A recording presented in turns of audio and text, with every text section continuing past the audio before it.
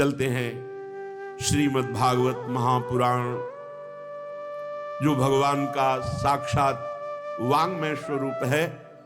प्रसंग चल रहा है श्री धर्म के मूर्तिमान अवतार विदुर जी महाराज संपूर्ण तीर्थों का भ्रमण करते हुए जब यमुना के पावन पुलिन पर आए तो वहां उद्धव जी को रोते हुए देखा। बृहस्पति शिष्य जो संपूर्ण ज्ञान से युक्त हैं, भगवान श्री कृष्ण के मित्र जो संपूर्ण भक्ति से युक्त हैं और श्री कृष्ण प्रेम की मूर्तिमान स्वरूप जो गोपी जन हैं, उनका सत्संग जिनको प्राप्त हुआ, ऐसे प्रेमी महाभागवत इस तरह उदास, खिन्न और रोते हुए ये देखकर विदुर जी को बहुत ही घबराहट पैदा हुई कि ऐसा महाभागवत किसी विशेष परिस्थिति में, वो विशेष परिस्थिति सबसे विशेष हो सकती है, क्योंकि साधारण द्वंद्वों में तो भक्तजन ही निपट लेते हैं, निंदा स्तुति मान अपमान लाभ हानि सुख दुख, ये तो भगवत स्वरूप है। भगवान ने उद्धव जी को कहा है कि उद्धव जी मेरे से अणुमात्र भी कम नहीं है। ऐसे उद्धव जी ने देखा महाभागवत धर्मराज का स्वरूप साक्षात विदुर जी खड़े हुए, हृदय से लगाया। विदुर जी ने कहा, उद्धव जी आपकी स्थिति देख करके हमें बड़ी घबराहट हो रही है, आप बताइए क्या बात है। तो उन्होंने भगवान की लीलाओं का गायन करते हुए बताया कि आज मैं श्री कृष्ण से प्रगट में रहित हो चुका हूं, अर्थात भगवान श्री कृष्ण अंतर्ध्यान हो चुके हैं। और आपने जिन जिन का परिचय पूछा, कौरववंशियों का, यदुवंशियों का, सब पधार गए। भगवान के काल ने सबको समेट लिया है। मैं उन भगवान से रहित हो चुका हूं जिन्होंने छठवें दिन ही पूतना जैसी राक्षसी को वो पदवी दी जो धाय मां को दी जाती। इनसे बढ़कर कौन दयालु होगा जो विष पिलाने आ रही है उसको परम पद दे रहे हैं जो मां को मिलना चाहिए।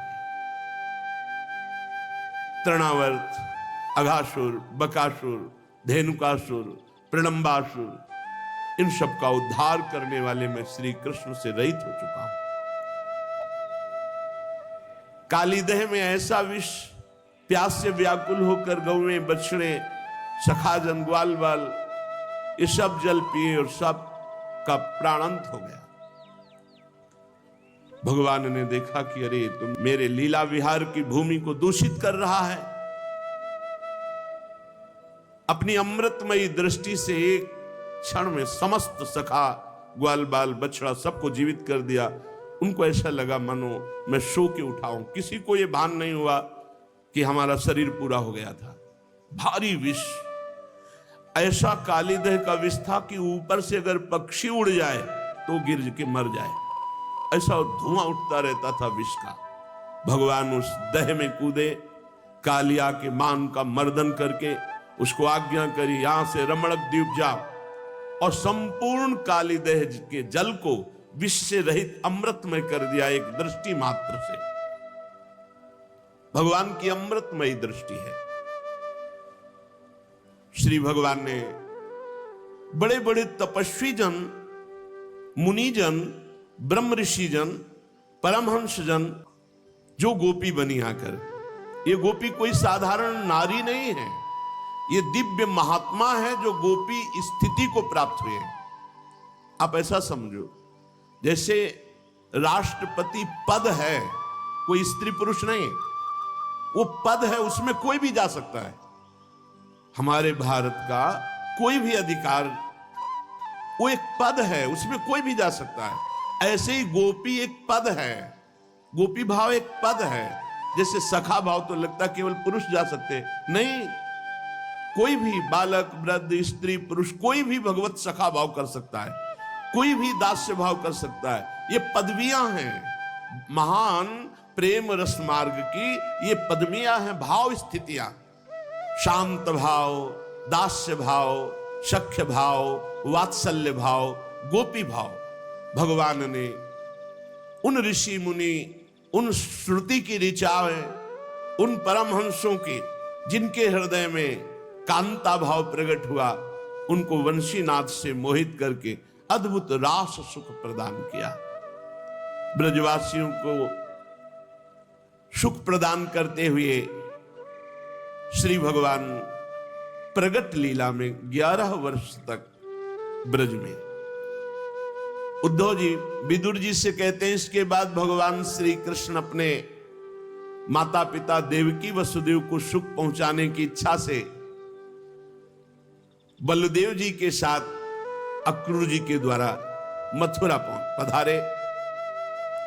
वहां शत्रु समुदाय के स्वामी महाबलवान कंस कोई साधारण बलवान नहीं था।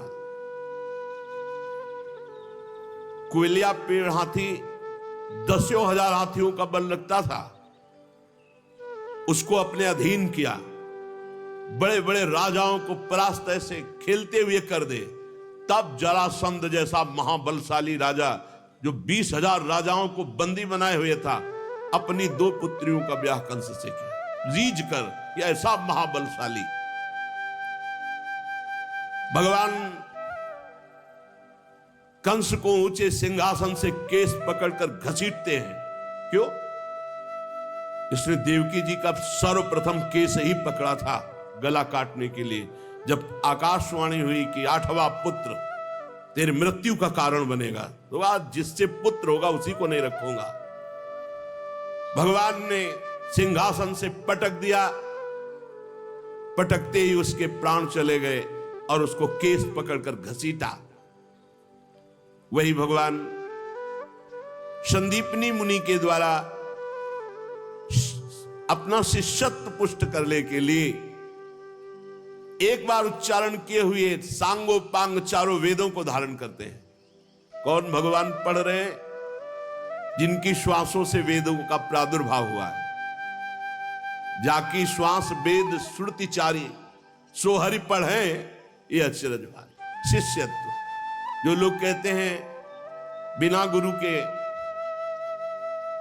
क्या कल्याण हो सकता है, उनको उदाहरण लेना चाहिए। क्या जगत गुरु भगवान श्री कृष्ण को किसी के शिष्य बनने की आवश्यकता है? कौन सा ज्ञान प्राप्त करना है, कौन सा मंत्र, जितने ज्ञान सब आपके ही तो हैं। क्या भगवान मर्यादा पुरुषोत्तम श्री राम को किसी को गुरु बनाने की जरूरत है? लेकिन योग वासिष्ठ में देखिए, गुरु पद में वशिष्ठ जी विराजमान और भगवान शिष्यत्व स्वीकार करके ज्ञान प्राप्त कर रहे हैं। हे श्री राम, आप ऐसा समझिए, वशिष्ठ जी समझा रहे हैं। विश्वामित्र जी की आज्ञा पर भगवान पुष्प लेने जा रहे, संध्या वंदन के लिए चरण चाप रहे हैं, विविध आज्ञाओं का पालन कर रहे हैं। क्या भगवान को किसी की आज्ञा पालन करने की जरूरत है? जो समस्त ऋषि मुनि भगवान की आज्ञा का पालन करते हैं। वेद भगवान की वाणी साक्षात वांग्मय भगवत स्वरूप है। कौन ऐसा है जो वेद का पालन ना करके भगवत प्राप्ति किया हो? प्रारंभ में सबको वेद अनुशासन में चलना होता है, फिर एक स्थिति प्रेम की आती है जो वेदान्नपि सन्न्यस्ति, जो वेद का भी त्याग कर देते, पर चलना वहीं से होता है, प्रारंभ वहीं से होती है। ज्ञान की पूर्णता वेदांत से होती है, प्रेम की पूर्णता वेद के भी संन्यास से, वेद का भी संन्यास। भगवान नीचे बैठे हुए हैं, संदीपनी मुनि ऊपर बैठ करके वेदों का गान कर रहे। एक बार में सारे वेद भगवान ने कंठस्थ कर लिए और दक्षिणा स्वरूप से उनके पधारे हुए पुत्र को ला करके प्रदान किया।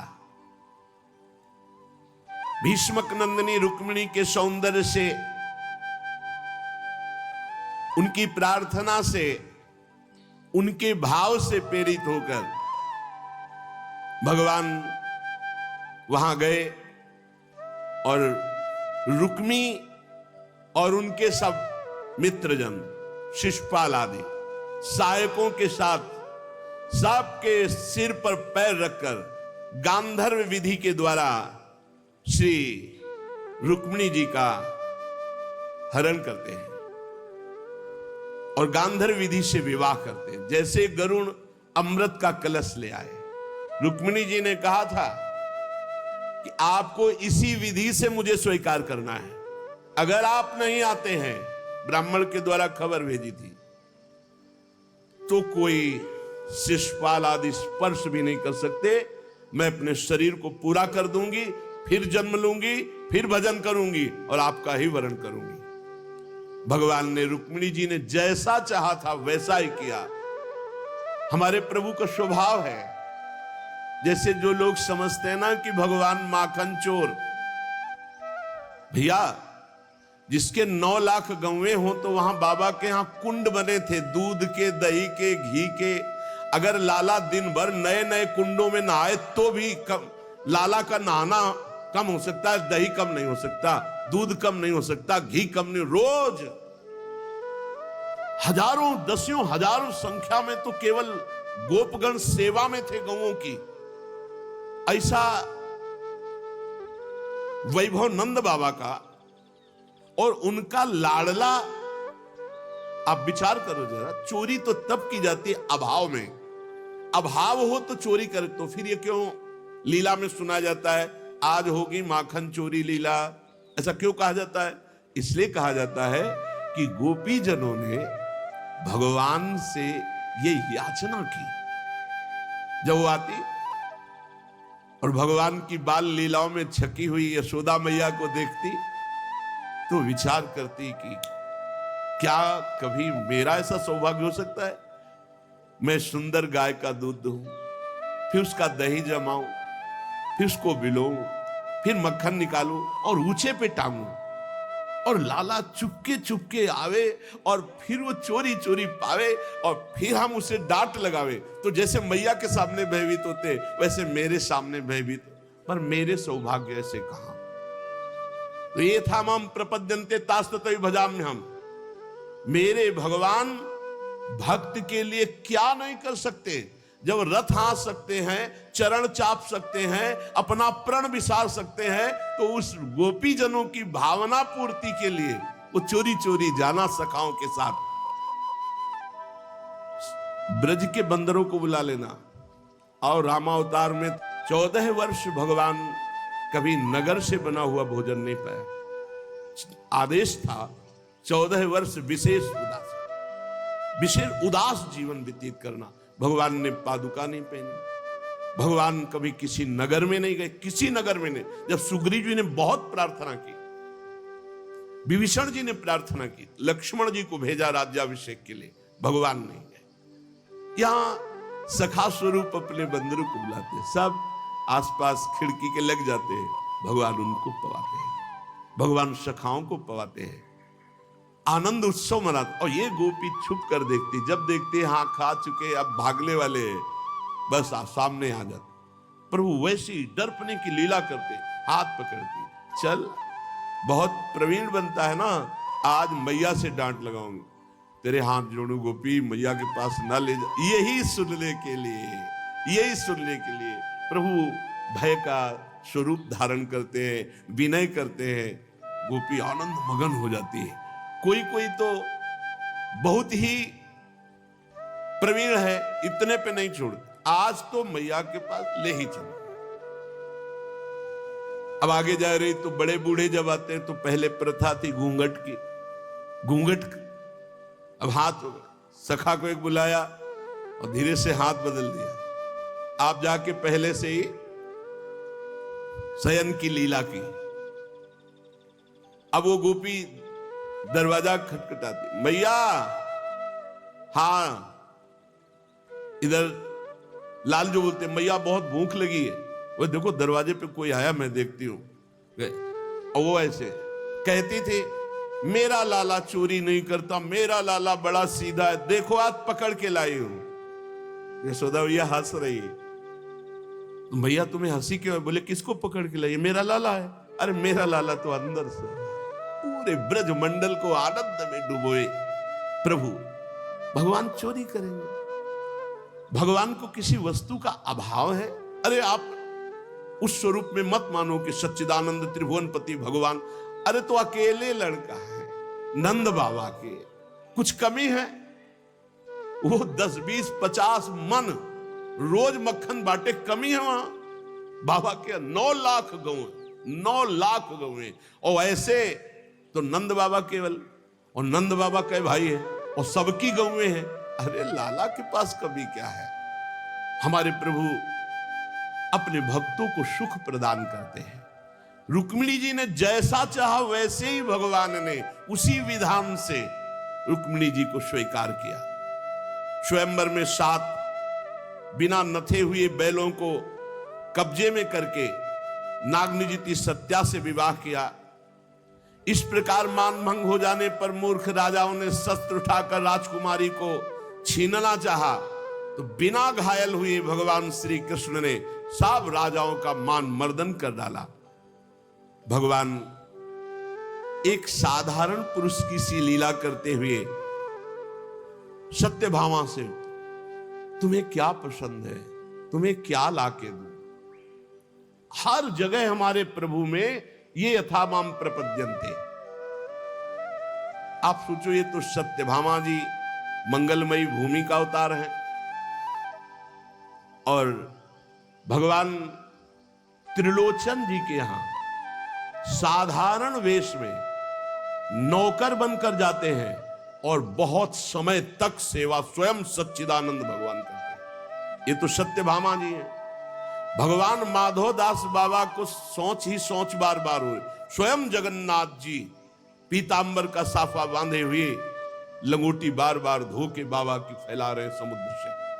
क्या है, जब हम भगवान की इस प्रेम भावना को नहीं समझते तो भगवान ने तो ऐसा किया। हम अज्ञानी जीव एक साधारण भाव लगाकर भगवान सत्यभामा जी के सामने से, हे प्राण प्रिय, आपको क्या पसंद है।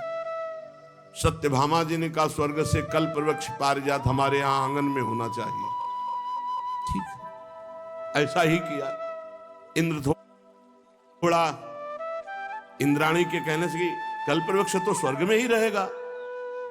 इंद्र ने कहा, देखो प्रभु हैं। बोले नहीं, ये नहीं जाएगा। तो इंद्र को विवश होकर भगवान से प्रतिकूलता करनी पड़ी। थोड़ी देर में इंद्र को समझ में आ गई कि इनके आगे हम तो गरुड़ में रख करके स्वर्ग से कल्प वृक्ष सत्यभामा जी के आंगन में। इंद्र ने अत्यंत क्रोधित होकर देव सैनिकों के साथ भगवान पर आक्रमण किया। निश्चित भगवान जब अपने को छुपा के लीला करना चाहे तो कोई नहीं जान सकता,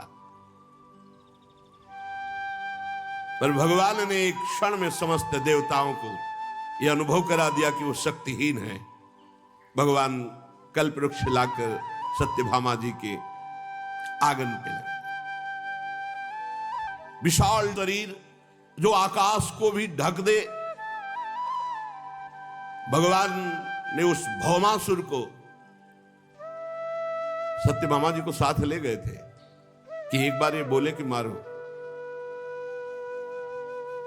इतना प्रहार, बहुत बलशाली उसका जब आएगा प्रसंग, तो इतना सुरक्षा व्यवस्था कोई जा ही नहीं सकता था बिना भगवान के।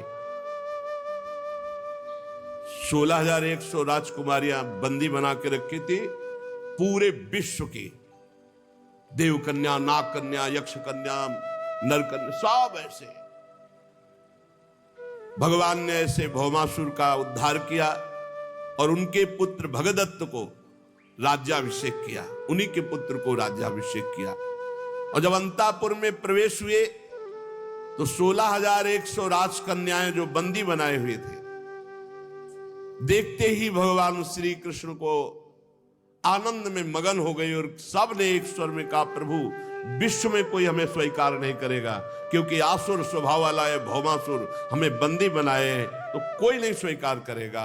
अब हम आपकी शरण में हैं। तो भगवान ने 16,100 राजकुमारियों को द्वारिका पालकी में भेजा और इनके साथ एक साथ इतने रूप धारण करके एक साथ भगवान ने ब्याह। 16,108, ये 16,100 वो राजकुमारियां हैं जो भौमासुर ने बंदी बनाया था और जिन्हें कोई स्वीकार नहीं करता, क्योंकि ये असुर स्वभाव का बंदी बनाए हुए कौन स्वीकार करेगा। भगवान जिसको कोई नहीं और जो भगवान की शरण, भगवान ने अपनी प्रिया बनाया, भगवान की ये निज शक्तियां हैं। भगवान ने 16,100 रूप धारण किए, 16,100 जगह एक ही मुहूर्त में 16,100 से पानी ग्रहण किया, एक ही मुहूर्त में। कर तुम मकर तुम अन्यथा कर तुम, सर्व समर्थ भगवान। नारद जी को यही लगा था कि 16,108 साल में तो 365 दिन होते हैं, भगवान कब किसके पास जाते होंगे।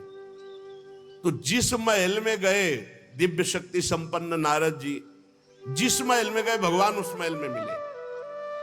कहीं संध्या कर रहे हैं, कहीं ध्यानस्थ हैं, कहीं बच्चों के साथ दुलार कर रहे हैं, कहीं किसी को उपदेश कर रहे हैं, कहीं मंत्रियों के साथ सलाह कर, और जिसमें जाते तो अनजाने बनकर भगवान को, आओ आओ नारद जी, कब पधारे आप, बड़े भाग्य आपके। तो आश्चर्यचकित होते ना, 10-10 महल छोड़ के जाने लगे, सब महल में भगवान मिला। तब उनका अचिंत शक्ति भगवान, आपकी महिमा को कोई पार नहीं पा सकता। भगवान ने उन सब से 10-10 पुत्र उत्पन्न किए। अरे हम सब उन्हीं के उत्पन्न किए हुए हैं, सबके पिता भगवान ही है। एक संकल्प मात्र से अनंत ब्रह्मांडों का सृजन हो गया, तो 10-10 पुत्रों को प्रकट होना कोई बड़ी बात है। कालयवन, जलासंध, शाल्वादि, ये ऐसे महाबली जिनको केवल भगवान ही, दूसरा कोई नहीं। भगवान ने अलौकिक शक्ति के द्वारा इन सब का उद्धार करवाया। विदुर जी, आज मैं उन भगवान से रहित हो गया हूं। वो मेरे प्रभु अंतर्धान हो गए, जिन्होंने संबलासुर, द्विविद, ये द्विविद जो बानर है, ये भगवान राम की सेना में था। द्विविद मयंद नील नल अंगद गद विकटास, दधिमुख के हर निसठ सठ जामवंत बलरास। ये द्विविद बहुत बड़ा बलवान। जब भगवान राम की भुजाओं को देखता तो उसको लगता एक बार इन भुजाओं से हमको, तो लक्ष्मण जी बड़ी दृष्टि से देखा कि प्रभु की तरफ तू देख रहा है, अरे तेरे लिए तो हम ही काफी है। वो भगवान श्री राम जी ऐसे, तो लक्ष्मण जी चुप। इसीलिए अगला अवतार बड़े भाई के रूप में लिया कि तुम बार बार तो हमें दबा देते हो, हम नहीं मानेंगे। बलराम जी के रूप में, जब बलराम जी के रूप में आए तो द्विविद जो है बड़ा उपद्रव मचाए, पूरी की पूरी द्वारिका डुबोने के लिए समुद्र से जब ऐसे करता तो जैसे वो ज्वार भाटा ले आते कि प्रांत का प्रांत डूब गए, ऐसा कर। द्विविद ऐसा थोड़ी बानर था कि छोटा मोटा डाल से कूद गया। रावण की नगरी में प्रवेश करने वाले छोटे बानर नहीं होते थे। रावण ऐसा महाबली नहीं था, जिधर जाके भुजा ठोक देता था लोक के लोकपाल खाली हो जाते थे। ऐसे बानर थे भगवान के पास। पढ़ के आगे भागवत में ही आएगा, अभिमान में आकर के बलराम जी रसमय आनंद में विलास में थे, प्रांत का प्रांत ऐसे डुबो रहा था। ऐसे करता तो प्रांत का प्रांत बाढ़ आ जाती समुद्र के पानी से। बलराम जी ने देखा, लक्ष्मण रूप में तुमको नहीं समझा पाए, लेकिन इस बार हम तुम्हें परम धाम में भेजेंगे। हम ज्यादा समझाना नहीं जानते। बलराम जी ज्यादा समझाना नहीं जानते। आगे प्रसंग में आएगा, हस्तिनापुर गए, एक प्रसंग में आता तो समझाया, नहीं समझ में आया, तुरंत हल मूसल का चिंतन किया, मारा हल और कहा पूरी हस्तिनापुर को चकनाचूर करके गंगा में डूबो। आज भी ऐसे गंगा की तरफ झुकी हुई बलराम जी शेषावतार, द्विविद को मार के घूसे में कि किसी अस्त्र शस्त्र की जरूरत नहीं, फांसा प्रहार किया, खून बमन करते हुए जाओ भगवान के पास आनंद लो जाके। संबलासुर, बाणासुर, मुर, बलवल, दंतवत, ऐसे ऐसे कृष्णावतार में एक दो कोई थोड़ी थे, बड़े महान महान बलशाली असुर भगवान ने अपनी शक्ति के द्वारा ही प्रेरित करके निमित्त किसी को बनाया। बलराम जी ने या अमुक जी, वो भगवान ही। योद्धाओं में किसी को स्वयं मारा, किसी को निमित्त बनाकर दूसरों से, जैसे जरासंध को भीम से, पर भीम केवल निमित्त मात्र है, दिखा दिया था। कई दिन हो गए, कुछ फर्क नहीं पड़ा जरासंध। रात्रि में बड़ा धर्मात्मा भी था। जिस समय वो प्रातः काल ब्राह्मणों को दान कर रहा, उस समय कोई आके गर्दन भी मांग ले तो दे दे, ना शब्द नहीं था। ब्राह्मण ही बन के तो गए थे श्री कृष्ण, चंद्रजू और अर्जुन जी और भीम जी। तो उसने भुजाओं में प्रत्यंचा की रगड़ और चाल देख के कहा कि तुम लोग कपट कर रहे हो, ब्राह्मण तो हो नहीं, पक्का ब्राह्मण नहीं हो, मांगने आए हो तो देंगे जो तुम चाहोगे, क्योंकि मेरे भय से भयभीत होकर ब्राह्मण बन के आए हो, इसलिए मैं वापस तो जाने नहीं दूंगा, लेकिन मैं पक्का कहता हूं तुम ब्राह्मण नहीं हो। क्या बता सकते हो अपना परिचय, आप कौन है?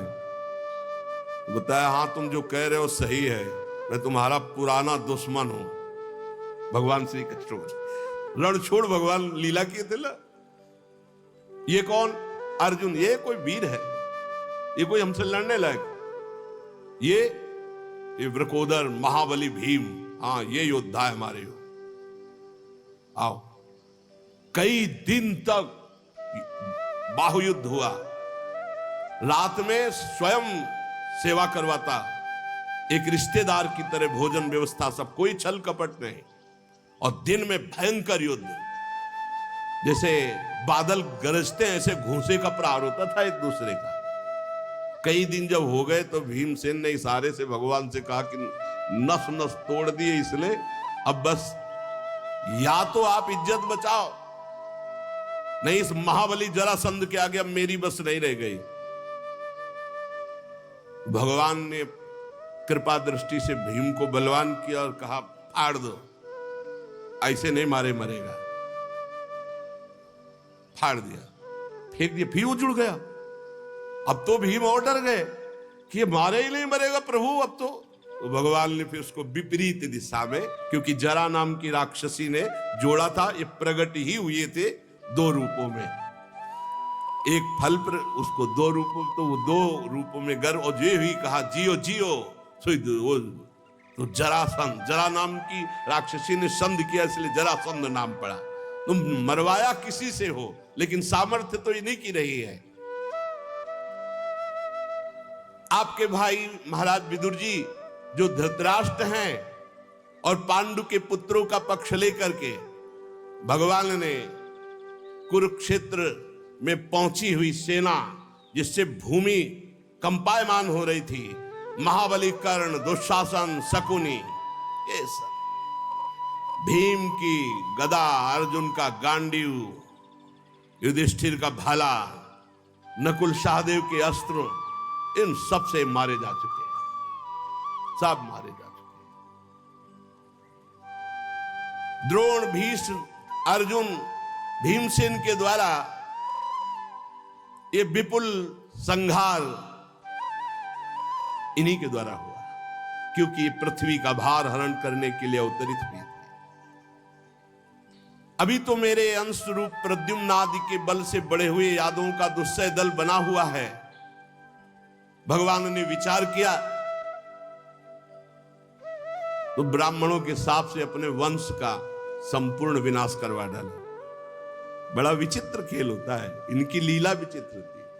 सामवादी ये सब यदुवंशी बालक आपस में विनोद कर रहे थे, सब नवयौवन, और वहां हजारों महात्मा भगवान के दर्शन के लिए आया करते थे, तो द्वारिकापुरी में वास करते, तो एकांत में वास कर रहे थे, तो सबने कहा आज इनकी परीक्षा लेते हैं महात्माओं की, ये कुछ जानते हुए हैं कि ऐसे ही।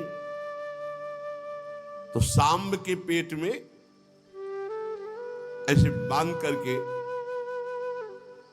जैसे गर्भवती महिला हो, और सुंदर पोशाक धारण करवाकर, सांब बड़े सुंदर थे, जाम्बवती के गर्भ से प्रकट हुए थे भगवान शंकर की आराधना से। देख लो लीला, देखो भगवान श्री कृष्ण ने सांब के प्रकट होने के लिए भगवान शंकर की आराधना की, और उनसे वर रूप में सांब प्रकट हुए थे। क्यों?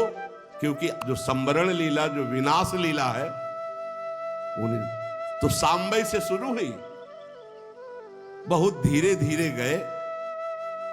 और जो भी लोग युवक सब यदुवंशी थे तो कहा, हे ऋषियों, दंडवत प्रणाम किया, ये हमारे कुल की कुल वधू है, गर्भवती है, ये संतान बालक होगी या कन्या, आप कृपा करके।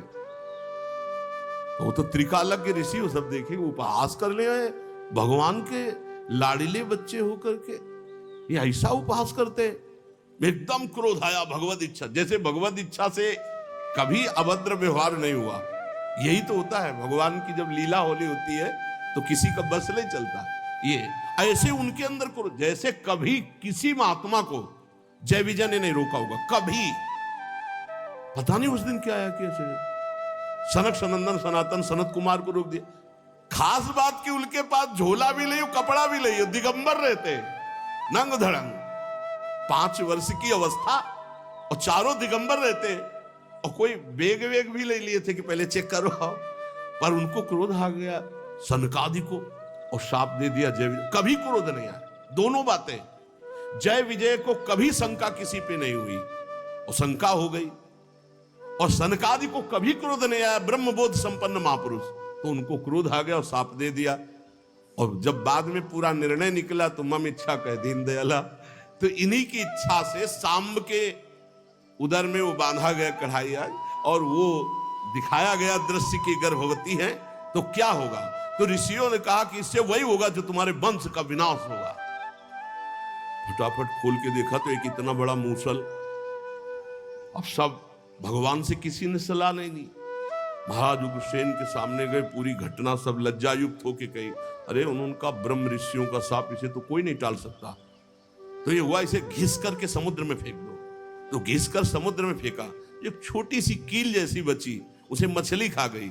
उसे मछुआरे ने पकड़ा और उस व्याध ने बाण के नोक में वही लगाया जो भगवान के शीश चरण में मारा। देखो ऋषियों का शाप। और वो एरेक नाम की घास के रूप में वो सब जो तलवार की तरह थी। सब मधुपान किए हुए, लाल लाल आंखें। मधु का मतलब आप देखना शहद भी होता है।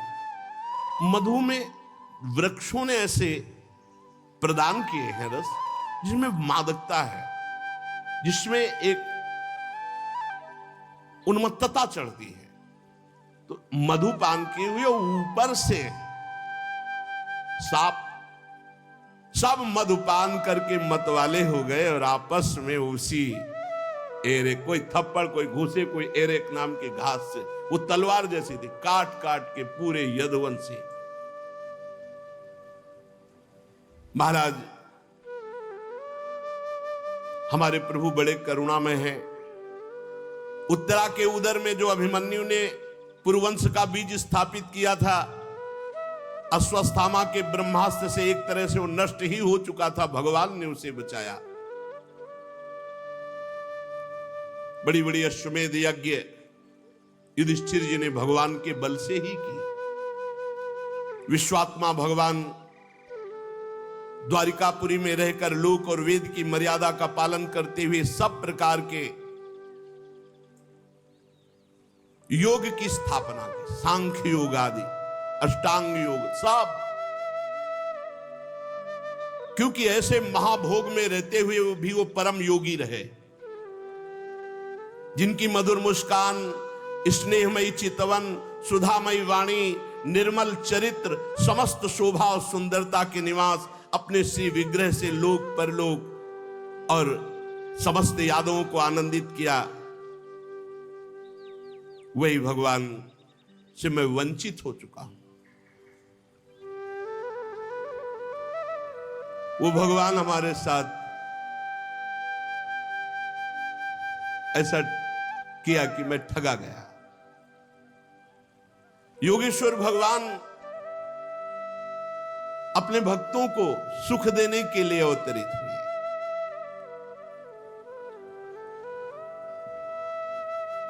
कैसे मैं महाराज बताऊं कि आज मैं उन्हीं प्रभु के वंचित हो चुका हूं। प्रीतम प्रभु श्याम सुंदर मुझे ठग लिए। क्या दिव्य विशुद्ध चिदानंदमय सुंदर श्याम शरीर, ओहो शांति भरी रत्नारी आंखें,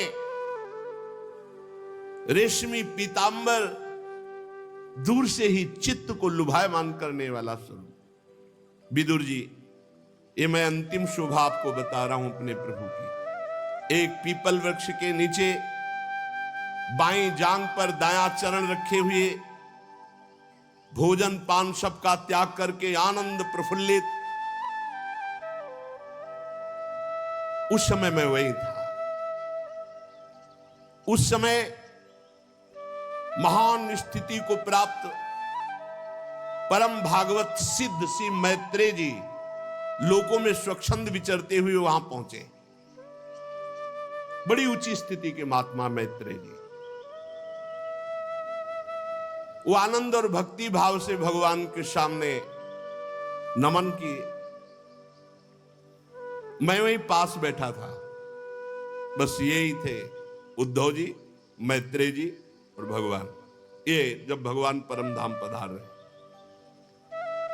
श्री भगवान कहने लगे, मैं तुम्हारी आंतरिक अभिलाषा जानता हूं। ये बात विदुर जी को उद्धव जी बता रहे हैं, यमुना के पावन तट पर बैठे हुए। मैं तुम्हारी आंतरिक अभिलाषा जानता हूं, इसलिए मैं तुम्हें वो साधन बता रहा हूं जो सबके लिए अत्यंत दुर्लभ है। उद्धव, तुम पूर्व जन्म में वसु थे। विश्व की रचना करने वाले प्रजापतियों और वसुओं के यज्ञ में मुझे पाने की इच्छा से तुमने मेरी बड़ी कठिन आराधना की थी, इसीलिए तुम उद्धव के रूप में जन्मे हो आकर। ये तुम्हारा अंतिम जन्म है, क्योंकि जिसे मेरा अनुग्रह प्राप्त हो जाता है उसका अंतिम जन्म होता है।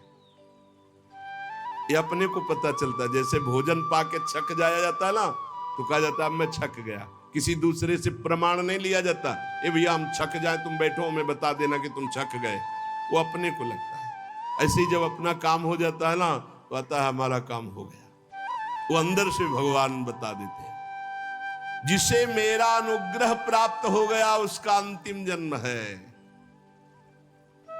उद्धव, अब मैं इस मर्तलोक से अपने परम धाम को जा रहा हूं। यहां एकांत स्थल है। तुम मेरे अनन्य प्रेमी हो, इसलिए मेरा दर्शन पाया। बड़े सौभाग्य की बात है। पूर्व काल में आरंभ में मैंने अपने नाभि कमल पर बैठे हुए ब्रह्मा को अपनी महिमा के प्रकट करने वाले जिस ज्ञान का उपदेश किया, वही मैं तुम्हें बता रहा हूं। विदुर जी, उद्धव जी कहते हैं, विदुर जी, मुझ पर तो प्रतिक्षण उन परम पुरुष की कृपा वर्षा करती थी। उस समय उनके इस प्रकार आदर पूर्वक कहने से मैं रो पड़ा, गदगद वाणी हो गई, अश्रुधारा बहने लगी और मैंने हाथ जोड़कर कहा, स्वामी मुझे कोई ज्ञान नहीं चाहिए, मुझे आपके चरणों का सानिध्य चाहिए, मैं आपके समीप रहना, मुझे और कुछ अच्छा नहीं लगता। ऐसे उद्धव जी महाराज कह रहे, मुझे नहीं चाहिए धर्म अर्थ, नहीं चाहिए मुझे ये ज्ञान आपका, मुझे काम मोक्ष ये सब नहीं चाहिए, मुझे आपके साथ रहना, मुझे आपके साथ आपका सानिध्य चाहिए, ये सब नहीं चाहिए। प्रभु, आप निष्प्रिय होकर के प्यार करते हैं, किसी निष्प्रिय स्थिति आपकी और आप प्यार कर रहे हैं। अजन्मा होकर के आप अवतार ले रहे हैं, काल रूप होकर के आप द्वारिकापुरी के लिए भाग रहे, मथुरापुरी छोड़कर। स्वात्माराम होकर 16,108 पत्नियां, ये सब औरों की बुद्धि को चक्कर में डाल सकता है, मेरी बुद्धि को नहीं। देव, मैं जानता हूं आपका स्वरूप अबाध अखंड है, फिर भी आप मुझे बुलाते थे सलाह के लिए। ये दूसरों की बुद्धि में चक्कर डाल सकता, मेरी बुद्धि में नहीं। मैं जानता हूं, मैं मोहित नहीं हो रहा हूं आपकी इन बातों से, मैं मोहित नहीं हो रहा हूं। स्वामिन, आपका जो स्वरूप गूढ़ रहस्य है, समग्र ज्ञान है, जो ब्रह्मा जी को बताया था, मैत्रेय जी भी पास बैठे। मैं तो बिल्कुल इच्छा नहीं, सुगमता पूर्वक संसार समुद्र से पार होने के लिए जो आपका नाम है, आपका आश्रय है, वो हमें प्राप्त, हमें कोई और ज्ञान की जरूरत नहीं। ये मेरे हृदय का भाव था, मैंने निवेदन कर दिया। उद्धव जी ने कहा। तब परम पुरुष परमात्मा भगवान श्री कृष्ण ने उस समय मैत्रेय जी और उद्धव जी ही है केवल उपदेश किया। जो एकादश स्कंद आएगा उसमें भगवान उद्धव जी को उपदेश कर रहे हैं। पूज्यपाद परम गुरु भगवान श्री कृष्ण से आत्म तत्व की उपलब्धि प्राप्त करके प्रभु के चरणों की वंदना की, परिक्रमा की, और मेरे देखते देखते वो अंतर्धान हो गए। मैं विरह से व्याकुल भटक रहा हूं। विदुर जी, जो मैं उनके सानिध्य में आनंद प्राप्त करता था, वही मेरा हृदय आज उनके बिना विरह व्यथा से अत्यंत पीड़ित है। अब मैं यहां टिक नहीं सकता, क्योंकि आदेश हुआ था बद्रिकाश्रम जाना और वहां मेरा चिंतन करना। तो हम अपने प्रभु के आदेश से बद्रिकाश्रम जा रहे हैं और वहां भगवान नर नारायण दोनों ऋषियों से हमें मिलना है। भगवान ने ऐसी आज्ञा की है और वहां पहुंचकर कठिन तपस्या के द्वारा भगवान की आराधना करनी है। इस प्रकार उद्धव जी के मुख से अपने प्रिय बंधुओं के विनाश का असह्य समाचार सुनकर विदुर जी को बड़ा शोक हुआ कि कौरव सब के सब विनाश को प्राप्त हुए, पर परम ज्ञानी है, तुरंत ज्ञान के द्वारा उस शोक को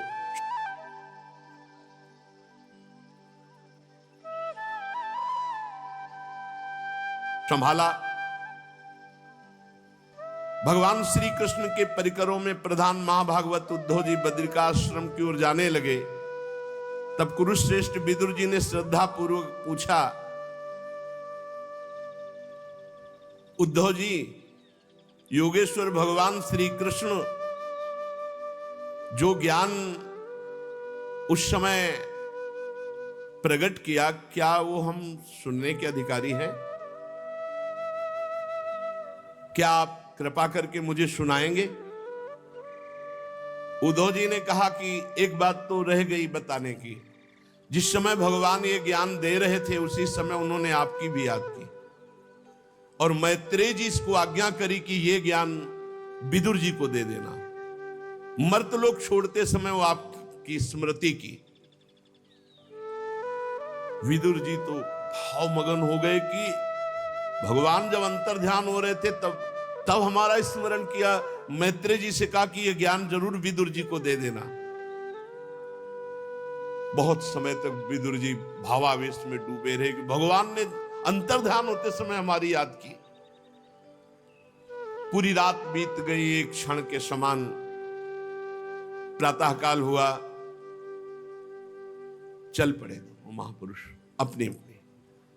राजा परीक्षित ने पूछा भगवान सुखदेव जी से कि वृष्णिकुल और भोजवंश के सभी रथी यूथपतियों के यूथपति नष्ट हो गए, यहां तक कि साप यदुवंशियों के संपूर्ण नाश का था।